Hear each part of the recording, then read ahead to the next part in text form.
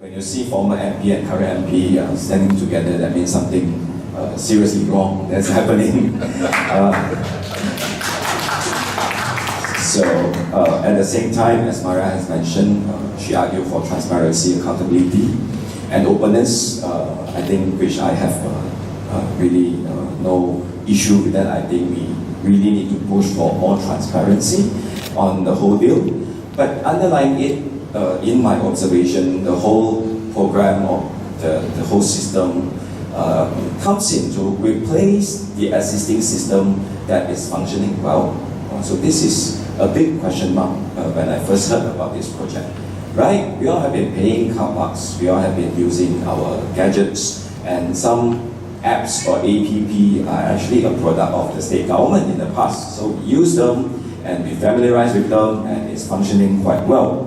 So if there's no problem, why suddenly there is a rush to fix it?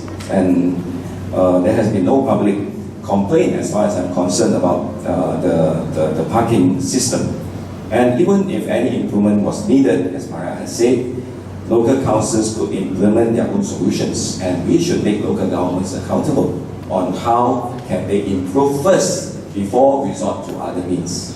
I'm also not a fan of privatization, but I do understand that some countries use privatization as a tool to have more effective governance, and some don't, while still becoming quite effective in governing the cities. But at the same time, the whole deal and the process of privatization, that is, to me, the more important things that we should look into.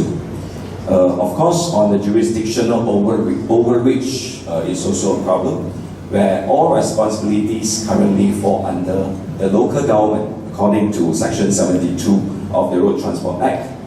So even by putting everything to a company called SIG, right? It's the local government that is eventually responsible on the parking matters. And by this logic, the state could actually privatize all PBT functions, right? And take a cut of the revenue. So why don't we outsource the functions of PBT to another company or to another government so that they can run it more effectively, and then the state government can collect a grant. So this is by... You offer that. No, by having that logic is very dangerous, because we fail to access the legal authority of the jurisdiction of it. Third, to me, again, is important. I mean, I need to go to the revenue part of it. I think that is not the first priority, but the revenue sharing is ridiculous. While I thank PJ residents for having so much of concern, because as the scheme has announced, it wouldn't add to the burden, at least for now, to all of you. But yet, just like, I mean, all of us here, we are very concerned about the coffer, the money that goes to the public coffer, and how it's used effectively, transparently, to improve the quality of life of our citizens in PJ. So in this case, 50% of the revenue is not profit, it's the revenue. They call it revenue, we call it collection. I mean, I think in local council terms, we don't use P&L, but it's a collection. 50% will go to a company. Another 10% will go to another company that is state-linked, GLC, called MBI. So altogether, we are talking about 60% of the collection will be gone. Will be gone from MPPJ coffer. That is amounted to how much? I did a rough calculation, about 10 million ringgit a year, ladies and gentlemen. And that is a huge sum of money, given so much of improvements are needed in PJ, right?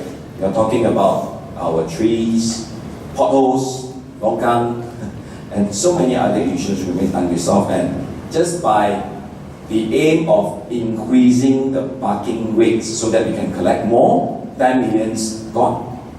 And by doing this, right, why should the state or MBI take even 1 cent from existing MPPJ collection? So this is a serious question to me that I would like to throw to the decision maker. Last but not least is the well-being of community. That is, to me, the eventual objective of governance, and it's not profit maximization.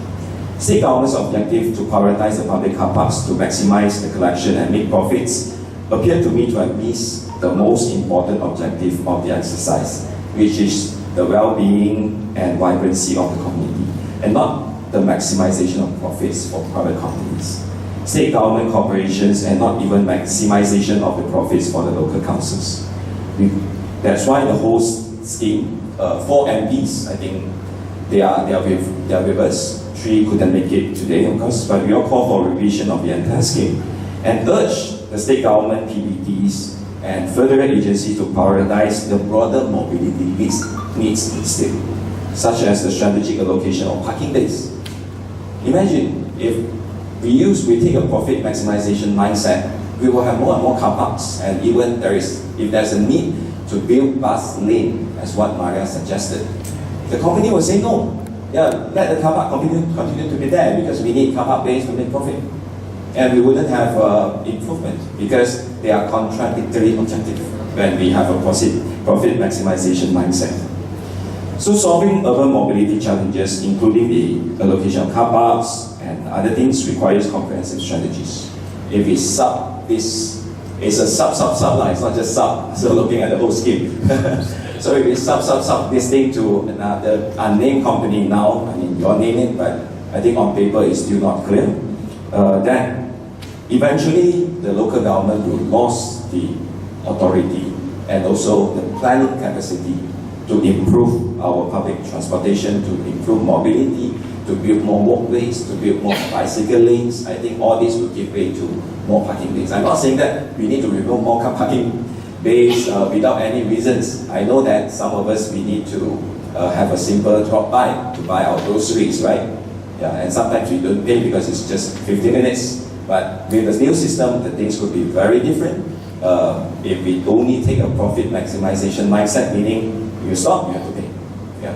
But the businesses of the vibrancy of the community, businesses of the community are secondary to this. I would like to end by saying that in the past, we learned the failure of a scheme called Godel. Eventually, MPPJ, and I mean, to share all this information, it happened before 2008. Eventually, we couldn't recover about 7.2 billion from that company that aimed to privatize car parks for our PBTs. And we fought hard for the termination of that concession. And why now we are going back to the old ways? So this is my big question.